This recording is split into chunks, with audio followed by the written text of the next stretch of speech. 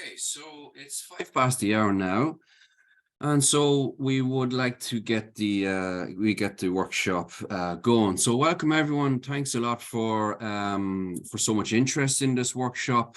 I realize that it's cut across various time zones as well. We have a lot of participants from Australia and New Zealand, a lot from Brazil, Europe, the United States, and so on. And I guess to me, when we were speaking about putting on this workshop, I was thinking, is this quite an interesting topic? Is this quite a prescient topic? And I'm quite buoyed by the fact that we have a lot of people here who believe that it's important as the participants here, and including myself, also believe it to be. And so I guess with regard to some context for this workshop, it is an event that kind of grows out of a special issue for policy and internet, which is ongoing, which will collate 13 papers from authors in various different geographical regions, and will come out in around September 2023. So we'll send out via the usual VOX-Pol lists when that happens.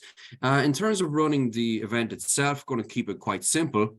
I'm going to give the presenters 15 minutes each to present on their topic, and we'll move sequentially from one to the next. And that will leave us with 15 minutes at the end to run through questions and answers. So there's a Q&A function there that attendees should be able to see. So just pop in questions as they go along. And when it comes to the final 15 minutes, I will read them out.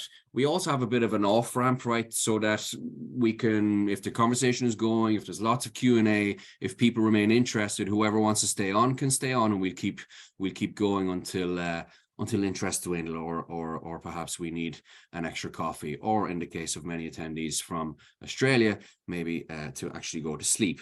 So without further ado, what I'll do is I'll introduce our first speaker, who is Dr. Katie Vaughan, and she's presenting a paper from herself, obviously, and also Professor Stuart MacDonald, both of Swansea University, who are talking about moderating borderline content while respecting fundamental values. So, Katie, the virtual floor is yours. Thanks, James. Can you see my screen okay? Yeah, okay. Hi, everyone. Thanks for joining us today. So the focus of my presentation is it's a work in progress with my colleague, Stuart MacDonald, and it's on moderating borderline content. So over the years, much progress has been made in identifying and removing online terrorist and violent extremist content. But at the same time, concern has grown about borderline content, and it's quickly becoming an established term. It's used by tech companies, policymakers, and researchers alike. So that's the focus here, moderating borderline content. So this so-called borderline content is content that deliberately falls short of violating platforms' terms of service. So it's not liable to be removed or blocked from being uploaded, but nonetheless can cause harm. And this includes extremist content that falls short of inciting violence, this so-called lawful but awful content. And there are significant concerns that this content isn't merely present across platforms, but that platforms' algorithms distribute and amplify it to a larger audience. It follows then that various options are suggested or taken to reduce the visibility of this borderline content, so de-amplifying it. And this includes removing the content from search and recommendation algorithms, downranking it, restricting users' ability to share it, and redirecting those who search for it, for example. Now, a key argument in support of de-amplification measures is that they are more protective of the right to freedom of expression, the right to free speech, than content takedowns. The content is still there, it's just harder to find. And whilst this is true, we argue that it does raise significant human rights issues that need to be addressed. And in a work in progress, we discuss these under these three headings: definitional clarity, necessity and proportionality and transparency. For the sake of time today, the presentation here will just focus on the first two. And acknowledging then the primary focus is on tech companies here, but like the special rapporteur on the right to freedom of expression, our premise is that while tech companies do not have the obligations of governments, their function and impact means that they should respect human rights standards. So our overarching framework for this piece of work is on how the right to freedom of expression is defined in human rights treaties. So it's a fundamental right, but it can be restricted in certain circumstances, but these restrictions are only permissible if they're prescribed by law. So following the principle of legality, they pursue a legitimate objective and that they are necessary in a democratic society. So focusing on that first principle, first of all, the principle of legality states that laws should be defined with a sufficient degree of clarity. And in terms of content moderation, that clarity is really important in the definition for several reasons.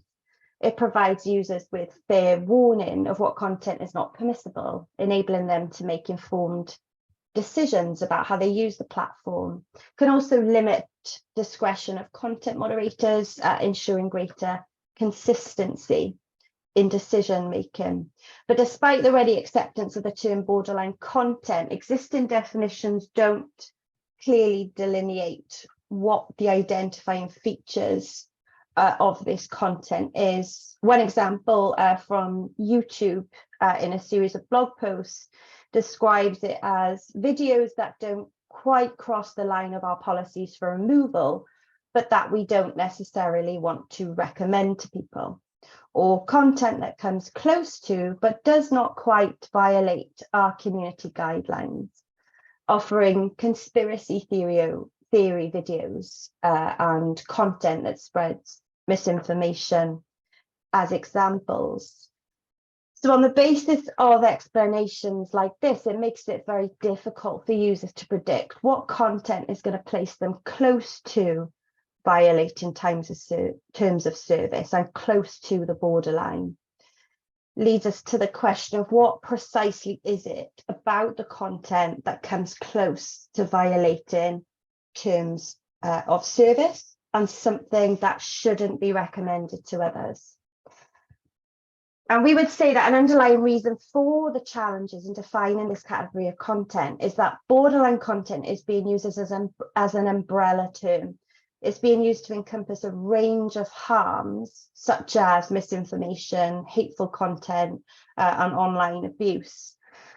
And attempts to define it run into issues in attempting to encompass this wide range and variety of conduct and have a definition that's flexible and adaptable to respond to future societal developments, for example. And the UK government ran into these difficulties in its drafting of the online safety bill and has now dropped plans in the bill related to legal but harmful content. So what we're looking for is solutions, and one solution is to take a list-based approach. So compiling a list of the types of content that are grouped together and that cause harm under this umbrella term borderline content, but defining each types of the content individually. There is a difficulty there, no, in setting out an exhaustive list, because it's not going to have the desired flexibility to adapt to future developments. The other side is an open-ended indicative list gives too much discretion to decision makers. So one solution then is to create an exhaustive list of content types which are defined with a process or procedure for adding new content types. And this procedure should contain safeguards that ensure independent oversight and multi-stakeholder consultation. And the current lack of definitional clarity means that the moment the power to de-amplify borderline content is left relatively unconstrained, and this present risks that the power could be applied inconsistently, in a discriminatory manner, or even could be misused. And even where clarity may be reached in the definition, measures taken to reduce visibility raise two related sets of issues. The first is how algorithmic recommendation systems prioritize content for amplification.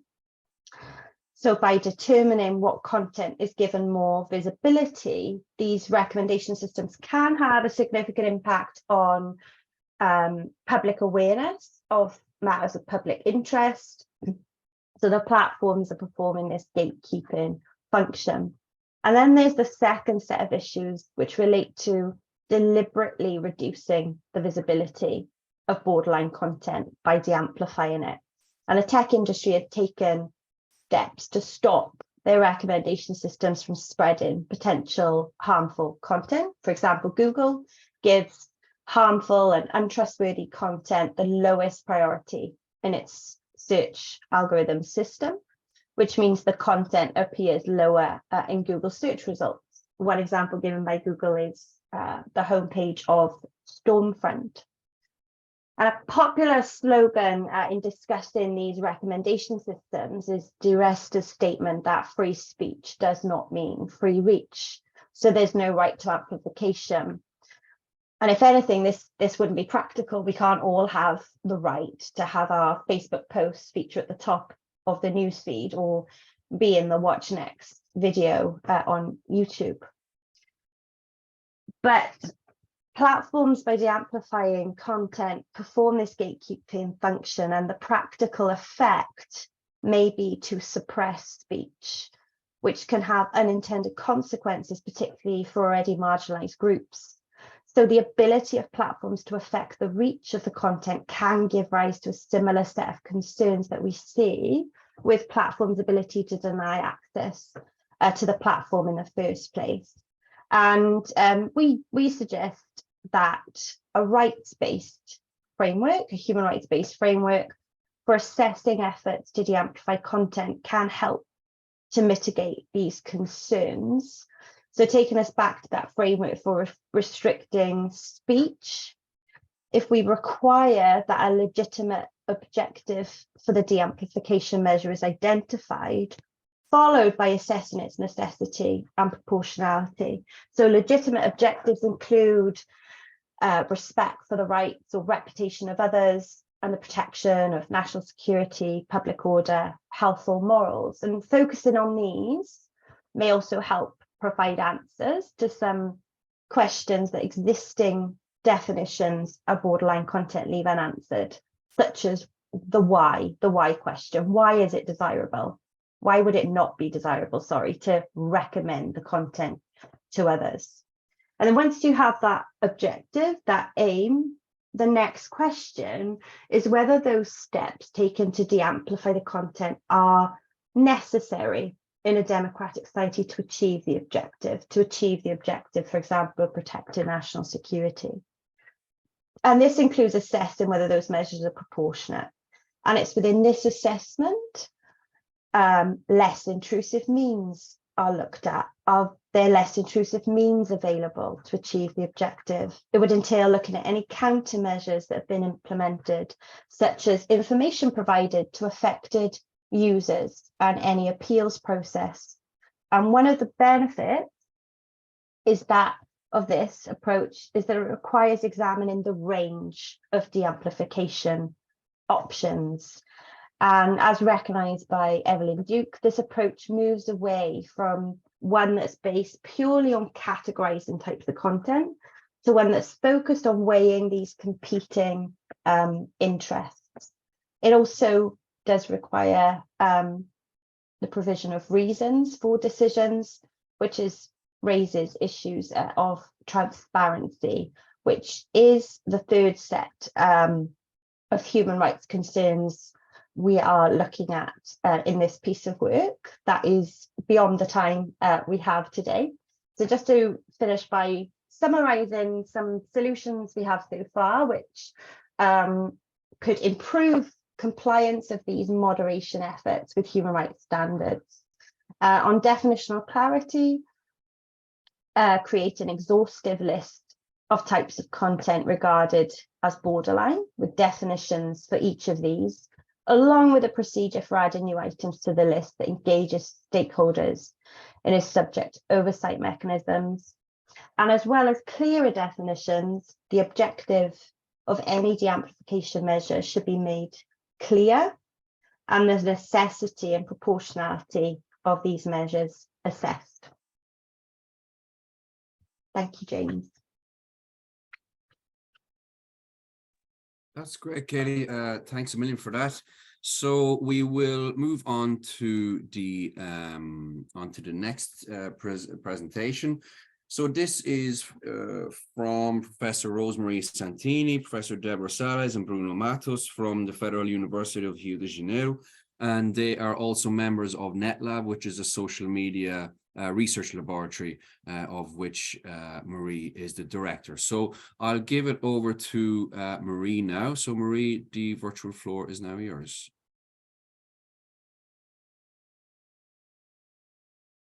Yes, can you see the presentation? Yes. Okay, thank you very much. Good morning. Here in Brazil, it's 8 o'clock, 8:30, near 8:30. So I will present this working paper recommending, instead of taking down, YouTube hyperpartisan content promotion amid the Brazilian general election.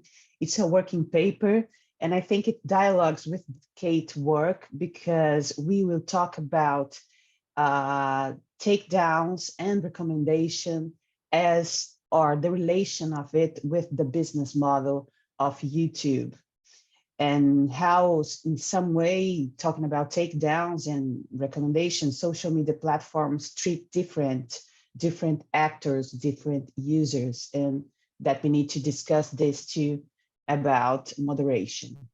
So first, starting with the research purpose, YouTube claims in its homepage recommendation criteria that YouTube recommendation criteria is based on reputation when we talk about informative sources or journalism, recommending only reliable, acknowledged sources. And this was an argument used by the platform during the Brazilian election, that it's the way YouTube will mitigate disinformation on the platform.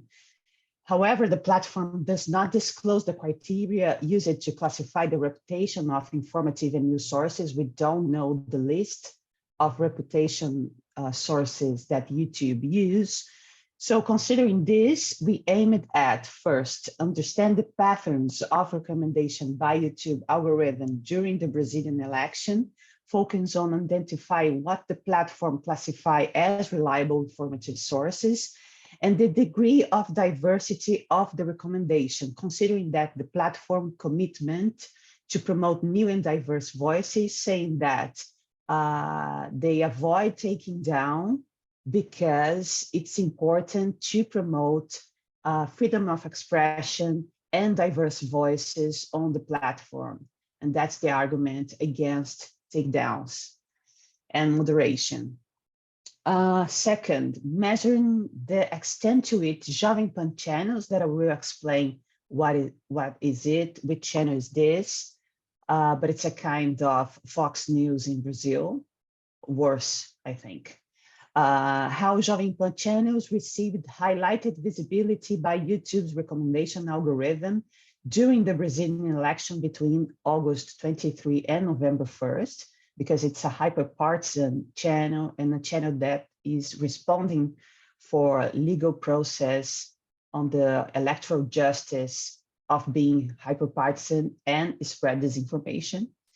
And third, analyzing the programmatic and architectural changes made in YouTube recommendation practice in response to media scandals judicial decisions, and social pressure that happened during the study and during the Brazilian election.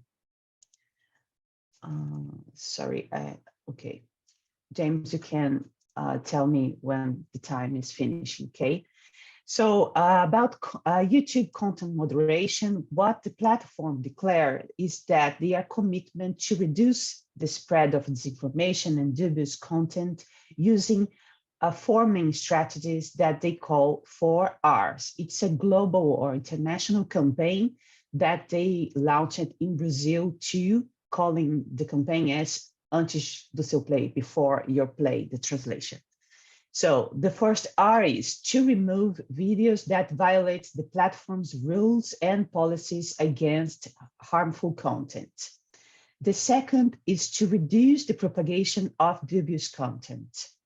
The third is to recommend trustworthy content. And four, to reward the creators of professional quality content. So we are going to analyze in some way these 4 Rs, but especially the recommendation. So what is Jovem Pan? Jovem Pan is a TV channel and a radio station. It started as a music-oriented radio station in Brazil, but has grown to be the country's flagship conservative media group over the last few years. And during the Bolsonaro government, Jovem Pan became a cable TV network at the end of 2022, with an identical broadcast programming in YouTube and radio counterparts. So the same program is on in the same time on YouTube, radio, and TV. So the problem is that Jovem Pan is hyperpartisan and supports Bolsonaro. As I said, they are responding for legal process for the electoral court in Brazil. And they disseminate because not only because of the election, but they disseminate this information during the pandemic. They disseminated, for example, ineffective drugs and spread speech against the vaccines and things like that. And the third problem is that Google funded and supported Jovem Pan through Google News Initiative, Google Innovation Funding Program. And we have documents that prove that YouTube not only funded Jovem Pan, but they trained their teams to perform very well in their recommendation system. So the case study and methods. To analyze the recommendation system of YouTube, we tried to isolate some variables of the recommendation system. The first thing is that YouTube argued that they recommend based on users' past behavior. So we needed to isolate that variable. So we created 205 new Brazilian users with no historical data on the platform, and that would be looking for reliable news sources through the election to inform themselves and decide their vote. And we did it during the election, the first and the second round, to understand the recommendation patterns. So to do that, we simulated, we visit YouTube homepage 205 times, simulating the experience of these new users using an incognito tab of Google Chrome and use an Express VPN tool. And we configured the VPN as a generic Brazilian user. So we did it during the first and the second round, as I said. And the data analysis, every time we visit YouTube homepage, we registered the Brazilian news sources that were first suggested in YouTube homepage. Channels of other types were discarded. We identified the media groups responsible for producing the recommended new content. We document and analyze the presence and the position of Jovem Pan channels comparing to other channels and media groups. And we recorded and analyzed the content of the recommended Jovem Pan videos too, and checked if it was disinformation, extremist content or not, things like that. And we didn't consider sports and entertainment as information sources because we were talking about politically informative channels. So results. First, our data shows that Jovem Pan is favored on its YouTube homepage recommendation to the detriment of other sources of information. So videos from Jovem Pan channels were recommended as the first news sources in 53.2% of the test. So this clearly shows that the recommendation system of YouTube is completely biased. Second, Jovem Pan channels were presented in 180 of the 205 visits to YouTube homepage. And talking about the number of videos, in these 180 visits, 525 videos from Jovem Pan were recommended 962 times. So it means that when we visit YouTube, Jovem Pan were recommended more than one time, more the first video and then the eighth video, and they occupy a lot of positions, were repeatedly recommended. So this is the numbers about the news corporation and communication groups that were first recommended on YouTube homepage. So of course, every channel has a lot of programs. And so we consolidated this, and we show in this slide that Jovem Pan appear in 53.5% of the times as the first recommendation. And then we have other 7 groups. And these show that the YouTube's promised content diversity was not confirmed in our results, showing that many relevant actors are underrepresented. And for example, Globo, that is the leader TV channel in Brazil, that doesn't appear here. So talking about the timeline, this is the 3, let's say, periods of the experiment. So the first test that occurred during August 23 to 30, we identified that Jovem Pan channel appear in 78% of the tests, and here we are not considering only the first time, every time that Jovem Pan appear.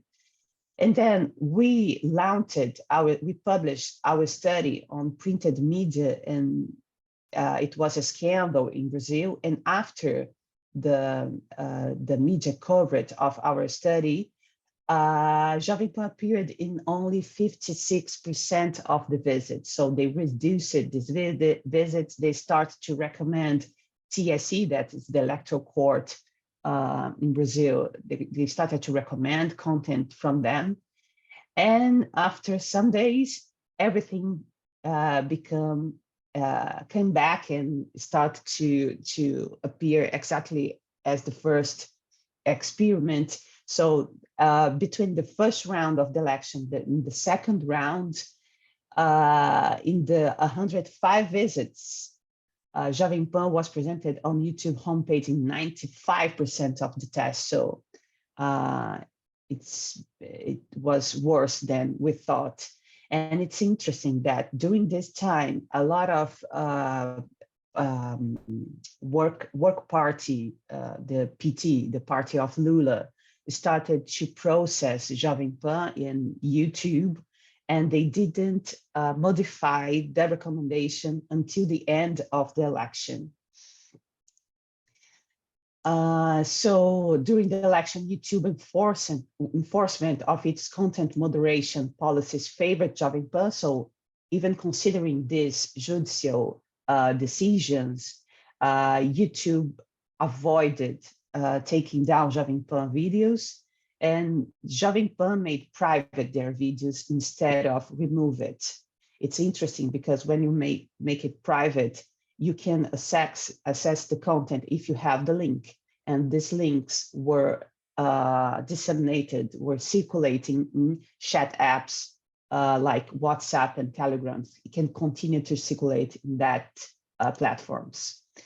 So I don't think I have much more time, right? I will run this part, but it's a case, it's an interesting case because Bolsonaro's party probably with Jovem Pan published a fake video claiming to have a voice message in which the head of one of the largest criminal factions in Brazil declared support for Lula, and Jovem Pan lauded it hours before the first round on YouTube homepage. And we were measuring since the first minutes of this publication, and we started to visit YouTube homepage, and we can see that in 2 hours, this video launched a very high audience, what showed us that the recommendation system of the video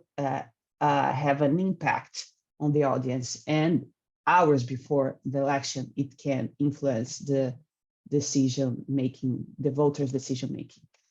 So talking about takedowns, instead of delete, as I said, they made the video private. So 8% of the videos, the majority were made private by the respective channel instead of taking down. And talking about discussions and implications, there is a lot of points to discuss. I will try to resume here. First, we see a lack of isonomy between candidates' gains scale. So in Brazil, all the broadcast media are obligated to give the same visibility for all the candidates during the election. And clearly, Jovem Pan didn't respect it, and they are being processed because of this. They can lose the right to continue to be a regular broadcast. We don't know, it will take years, but in some way, YouTube scale this lack of isonomy that Jovem Pan were in some way favoring some candidates in their program. The second is the regulatory asymmetry between broadcast media and online platforms. As I said, there is no piece of Brazilian electoral legislation or any regulatory framework that demands that the platform act as the regular broadcast media corporation. In this case, is that need to give the same visibility for all the candidates and can't show any preference for anyone during the election. Third, YouTube endorses creators and recommendations have an advertising effect. So we need to discuss how the recommendation system can have this effect of advertising, and advertising are how can I say, regulated during election periods. So you need to declare what you're paying, how much you're paying. All the candidates need to have completely transparency to the electoral court to guarantee that the election were completely transparent.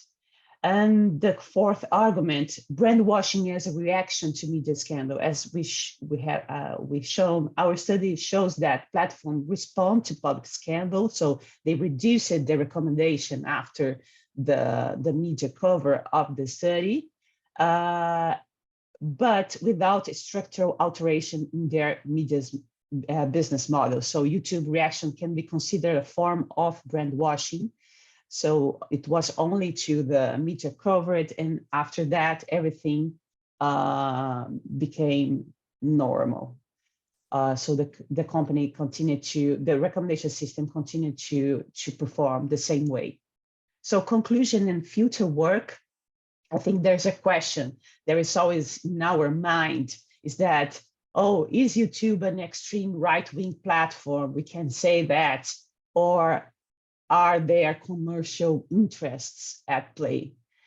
So our hypothesis, but it's only a hypothesis, I think we need more research about that, future work about that. It's an agenda But our hypothesis is that there are commercial interests at play. So, but the first thing is that neither freedom of expression nor diversity. So the YouTube position, the YouTube argument that itself against content takedown, arguing that it's necessary to guarantee freedom of expression or to promote a variety of voices on the platform, our data show that YouTube is highly biased, favoring one source of information, only one in Brazil. So it's not an argument that can sustain the position against takedowns. Second, forcing the platformization of TV. We hypothesize that YouTube has commercial interest in promoting Jovem Pan as a TV success case, because other channels, they ask YouTube to pay copyright or royalties, so they don't leave their content in YouTube. So we think that we hypothesize that maybe YouTube are forcing other channels to give up copyright payments. And in that way, if people start to watch TV on the platform, YouTube can take a slice of the advertising market share from TV. Third argument, maybe we can interpret this recommendation privilege, the Jovem Pan privileged position on YouTube platform as a new form of payola. I don't know if you are familiar with this concept. It's a concept from the music industry where the labels pay for some music to play on TV radio station, and it's illegal. It's a crime in the United States, in Brazil, and in Europe. So the systematic, biased, and repetitive recommendation of content can be interpreted as payola too, but a payola that Billboard now is calling as playola. It's only to adapt the name. That is an illegal practice for engineering tastes and opinions based on monetary or commercial reward without disclosing their sponsorship, because we are talking about companies that needs to respond for public interest. And people can think that when something is recommended, it's because it's relevant or because it's popular or another criteria that is not commercial. If it's commercial, it needs to be declared and the user needs to know.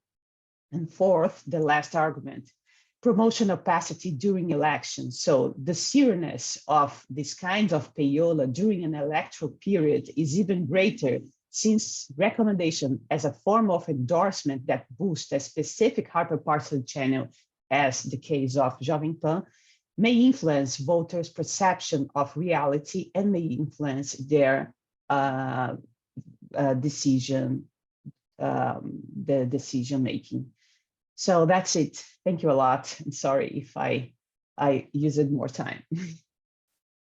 That's great, Marie. Thanks a million for that. No, all good on the time. We have until 12:30, well, local time. So we have plenty of time. And that was, well, you already know I find that work fascinating, but I trust it's fascinating for everybody else. And so we will go to the final presentation then, which is from Dr. Vivian Durand from Deakin University in Melbourne, Australia, and also myself, but mostly so Vivian. So Vivian will be talking about wellness and conspiracy theories, the promise and perils of content takedowns. So Vivian, you've been around 15 minutes. We can go a bit more.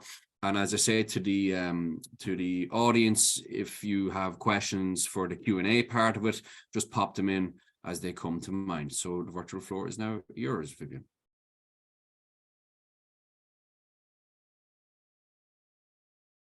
Thanks a lot, James, and thanks for the invitation to share our paper today. Our paper is looking at the case study of the wellness community and its intersection with conspiracy theories during particularly the peak COVID pandemic years, but also the ways in which these intersections continue to unfold and pivot to new things.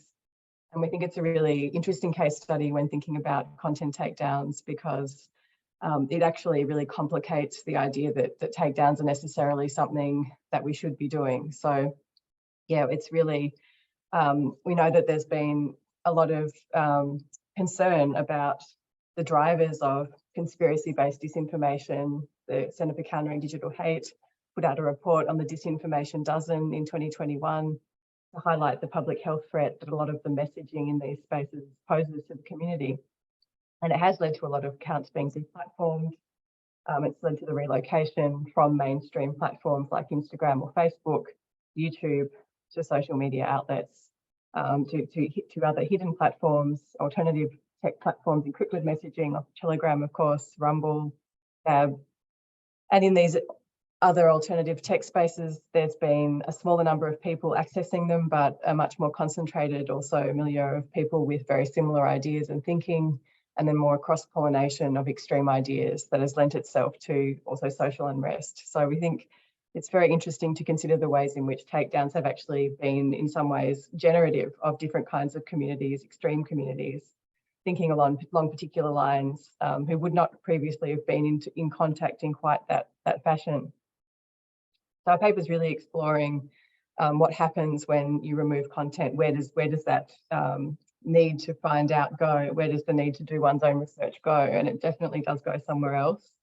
It definitely has found its way into other places. And we were really interested in the fact that we're thinking a lot about the parallel between, in many countries, long lockdowns and then also restricted spaces online. And so the need to find a space for dissent that isn't readily there. In my city of Melbourne, in Australia, it was actually illegal to protest, to take to the streets for quite a while in the pandemic.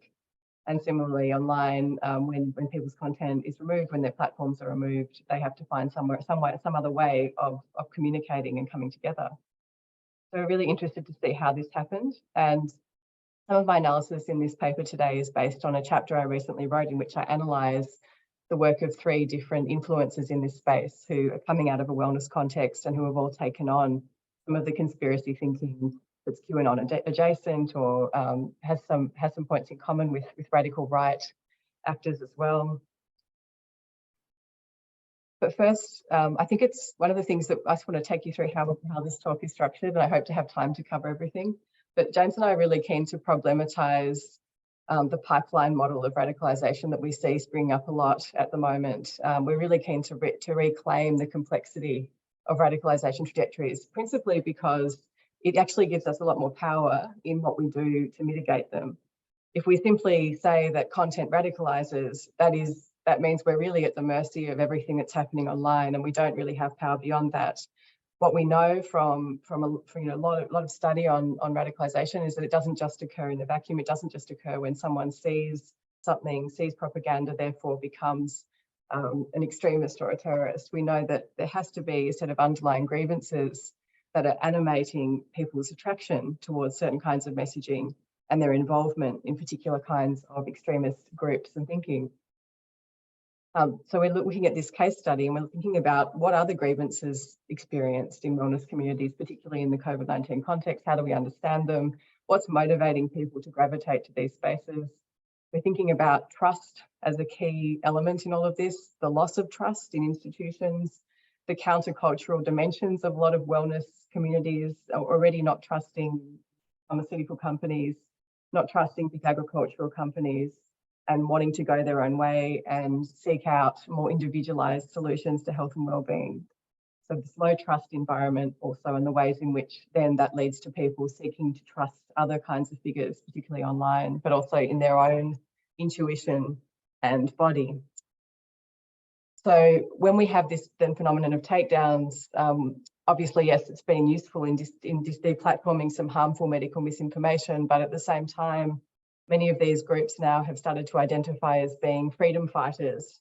And so they've gone from being concerned, curious, exploring, to actually becoming almost heroes and martyrs of the cause. They've become, what they're speaking, their truth can no longer be heard on the mainstream platform. You don't trust MSM, the mainstream media. You trust the person who's on Substack, who can't actually be heard on a mainstream platform because their message is too dangerous and there's too much truth. So their truth might upset the dominant deep state world order. And so in a way, we're interested to see how the mechanism of the takedown of content has actually then reinforced a sort of hero paradigm. And this is something that others have written about, particularly Stephanie Ellis Baker's work in this space, thinking about the persecuted hero that comes about as a sort of following what is perceived to be censorship. And so finally, our paper wants to think about how we might go about rebuilding trust. So we're using some ideas from political thinkers on democracy, such as Chantal Mouffe, Etienne Balibar, to think about things like good conflict and critical dissent and how we might recreate some of those spaces on and offline. So there's a lot to get through. First, as I said, we want to complicate the idea that content is necessarily radicalizing. So this idea, brilliant work being done by Abby Richards, a misinformation researcher and climate communicator on TikTok. So this idea that I got radicalized into the far right on TikTok. And sure, there is definitely content putting people together in ways they hadn't previously been. But if there's no underlying grievance, we want to say we have to be a bit careful in our assumption that content is necessarily radicalizing. And this idea of the push and pull factors, the conducive environment, we very much want to think in that term, as I said before, those terms, and then the messaging that comes into that conducive environment. So there's really an interplay at work that we have to keep remembering when we're thinking about these spaces, so we don't over-determine the role of messaging on the internet in leading to people radicalizing. So the wellness milieu, as you're no doubt aware, is a space in which there is a really individualized, hybrid and self-empowered lived experience way of knowing that is actually outgrowing the role of institutional religions now. Online environments have enabled access to this, to a smorgasbord really of influences and influences, and in the pandemic, some people turning towards more conspiritual. So Gwyneth Paltrow is an example of someone who's simply a wellness influencer, not a conspiritual one. She hasn't actually adopted conspiracy theories. She has acknowledged the existence of COVID and is herself a COVID long hauler. So we're not wanting to suggest everybody in wellness communities has gone into these spaces at all. And I purposely use this slide to demonstrate the nuances involved and how it's only certain cohorts of people that actually have gone down this road. But some of the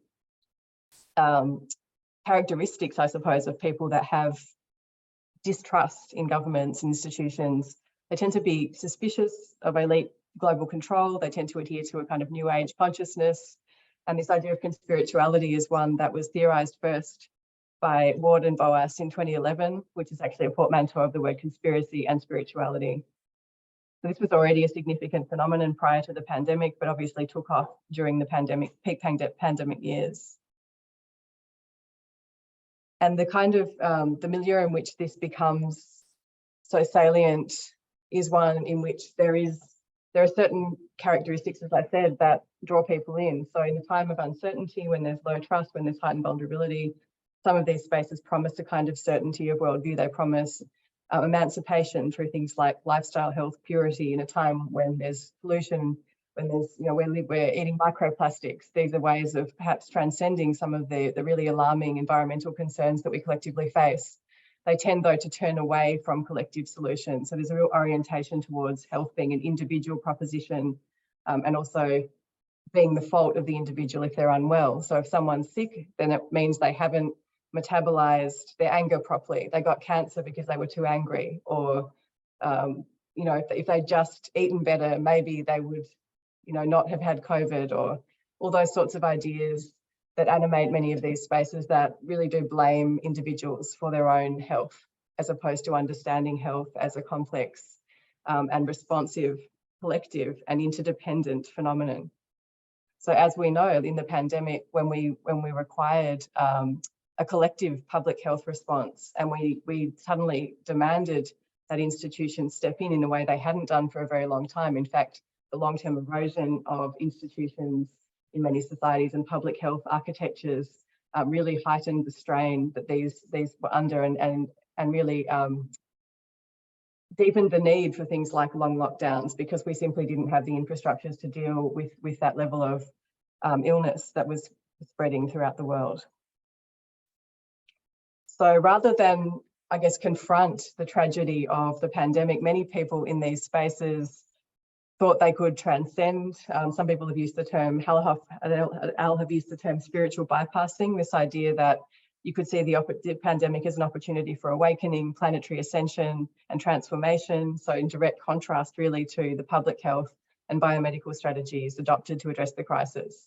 And these were in fact represented as a threat, as we know, to freedom and to mental and physical well-being. And the documentary Plandemic that was made in early 2020, that came out in May 2020, became, you know, kind of went around, did the rounds in these communities, and really did encourage that shift towards thinking of the pandemic as something that wasn't actually, it was a planned thing to control people, rather than, as we know, the origins of the pandemic are not so straightforward at all. So messaging within these networks tends to encourage alternative health, as I said, and spiritual practices, intuition, magic, bodily autonomy, and also resistance to public health measures such as mask wearing, lockdowns and vaccines, which are again viewed as instruments of deep state authoritarian control and surveillance.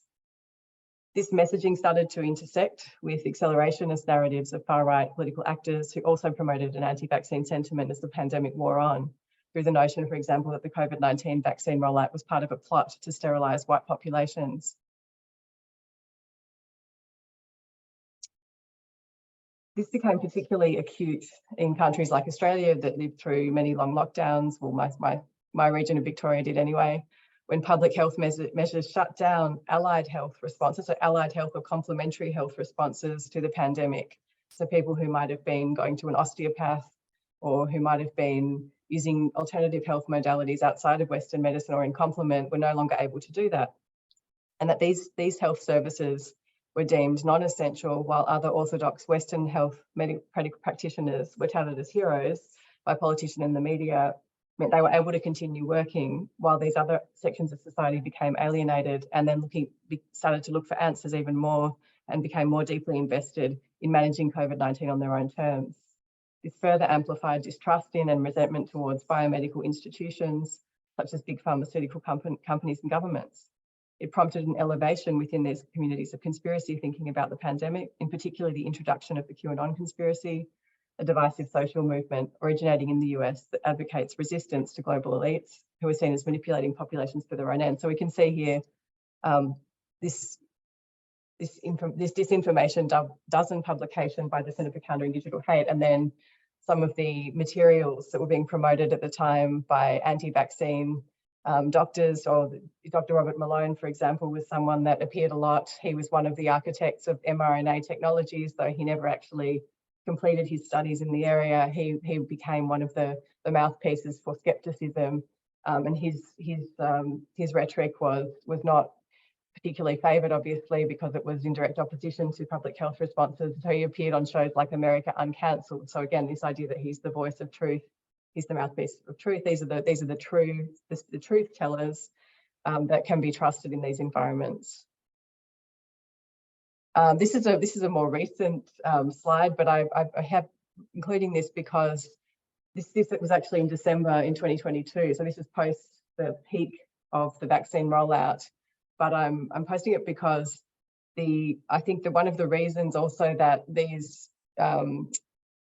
anti-vaccine doctors had such resonance was because these were new generation vaccines. Some people were having bad reactions. We know that some people had really bad injuries. Some people died, a minority of people, of course. But the fact that some of those collateral effects and adverse effects weren't really taken as seriously as they might be at other times, because there was the more serious pressing thing of trying to roll out the vaccine, meant that, again, for communities that are used to trusting in their own bodily health, that are already, some of them, long-term against vaccination, that bring them into contact with a vaccine mandate, and then also with new generation vaccines, was really the perfect storm. And so I think, anyway, it's good to acknowledge the legitimacy of some of the concerns of people in these cohorts.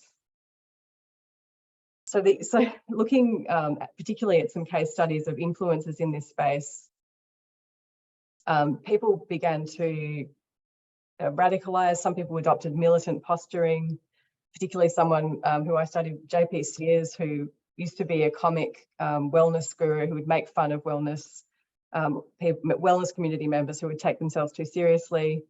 But in the pandemic, he began to encourage using guns, and alongside other influencers such as Pete Evans, started to use bonding icons, which included things like MAGA caps and neo-Nazi symbols.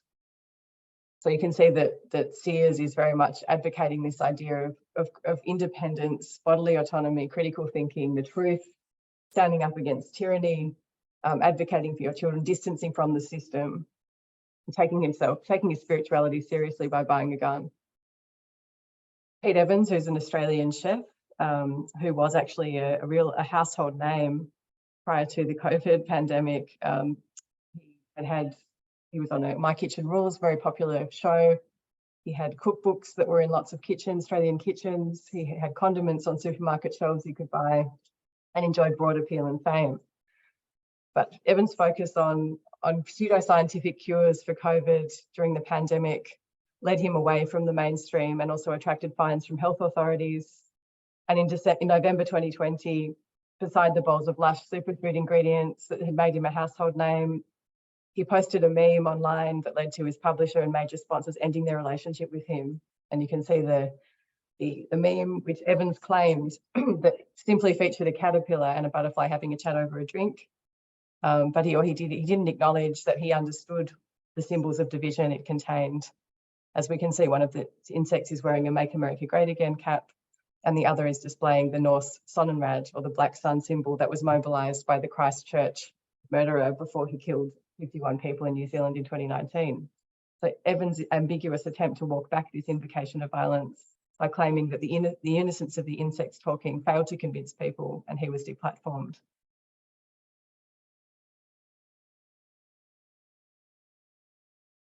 So he's now on Telegram, and within his Telegram posts, you can see posts about COVID-19, posts about his breathwork retreat coming up if anyone's interested on the east coast of Australia in a couple of weekends' time. And they cost $1,500. Get to meet Pete Evans. But he's also posting things about if and when Donald Trump comes back, he plans to bring a firing squad, and he plans to institute group executions if he retakes the White House. And this is the theme that we can also see in another influencer who I analysed in this chapter, Christiane Northrup, who is a doctor, was a best-selling New York Times author, and she also has invoked the idea of the firing squad to protect her children, or to protect children from, say, vaccine mandates. And interestingly, Northrup is someone as well who'd spent her life supporting women to address their health in holistic ways. Her book, Women's Bodies, Women's Wisdom, had several editions, and The Wisdom of Menopause. And these are very measured texts that are very much about encouraging women to take their own health seriously, to put themselves first, and to see age as just a number, to live according to your values. So very, pretty sound and sensible sets of advice. But again, Christiane Northrup is someone that became very taken in with these pandemic ideas in the pandemic and switched her allegiance. She'd previously been supporting the Democrats. She started donating to the Republican movement, even though she had spent a lot of her time encouraging women to take charge of their health. So to go from being someone that supports pro-choice for women's lives to being someone that is supporting Trump, it's a very big shift. Following the takedown of her most popular social media account, Northrup migrated to alternative tech platforms. As you can see, she's encouraging her followers to migrate with her to Clout Hub, Gab, Telegram, Rumble, MeWe. And frequent posts on these accounts remind followers. So she's still got a sort of puppet account that just encourages people to go to her other accounts. And her Telegram now features content that, for example, links to pure blood dating. So date pure bloods. Pure bloods are people that haven't been vaccinated. So it's quite an alarming term that has been used in these communities as well. But it also harkens back, obviously, to trajectories of Nazism and white supremacy in troubling ways. But the way that it's presented here does seem very innocuous, like a lot of radical right content that we can see on social media platforms. I might finish here with JP Sears again, because JP Sears is the only one of these three who hasn't actually been deplatformed, and yet he has been encouraging gun ownership. He promoted a video, Why We Need More Guns. So really a militant posturing, much more overt than the other two. and he attended the Defeat the Mandates rallies at the beginning of 2022 on the anniversary, almost to the day of the Capitol Hill riot. So I think it's really interesting to see how the influencers have been targeted or not targeted, and the kind of popularity that they enjoy as well. So that's also a reflection of the way that we think about what content is harmful and what isn't, because JPS is essentially a comedian, and so somehow he's managed to stay solvent in the way that the others haven't, and enjoys a significant following on his Instagram platform particularly. So finally, just thinking in terms of spaces for critical dissent, I think we can probably talk about that in the chat, but finding a space in which these sorts of figures lose their prominence, I think, is really important, rather than just simply removing them, actually thinking about how do we draw people away. And it's not a simple proposition, but we're keen to discuss it with you. Thank you. Fantastic, Vivian. Well, I'm biased now, but I obviously find that fascinating. But yeah, really nice presentation. So I appreciate that, and appreciate all the contributions from the panelists. So what I'll do is, I think it's Louise or Katie who've control of the recording. If you want to stop the recording now, if you don't